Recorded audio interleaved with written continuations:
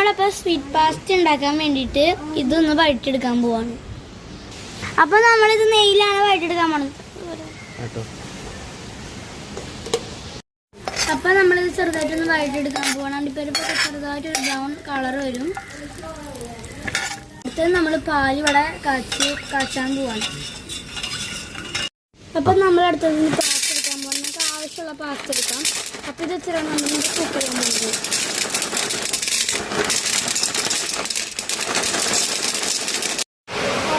അപ്പം നമ്മൾ ഈ പാസ്തയിലേക്ക് ഇപ്പം ഇളം ചൂടുള്ള പാൽ നമ്മൾ ഒഴിച്ചു കൊടുക്കാൻ പോവാണ്. ഇവിടെ അത് മാത്രം നല്ല മഴയുണ്ട് കേട്ടോ. അപ്പം നമ്മുടെ പാൽ നമ്മൾ ഒഴിച്ചു കൊടുത്തിട്ടുണ്ട് ഇവിടെ.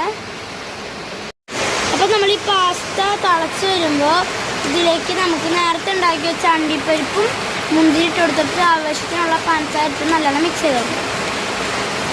ഇനി നമുക്ക് ഇതിലേക്ക് ആവശ്യമുള്ള പഞ്ചസാര ഇട്ട് കൊടുക്കാം. ഇനി നമുക്ക് ഇതിലേക്ക് അണ്ടിപ്പരിപ്പും മുന്തിരി ഇട്ട് കൊടുക്കാം.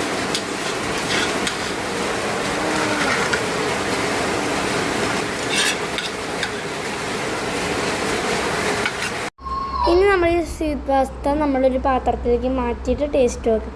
ഈ ചാനൽ നിങ്ങൾ ആദ്യമായിട്ടാണ് കാണുന്നതെങ്കിൽ ലൈക്ക് ആൻഡ് സബ്സ്ക്രൈബ്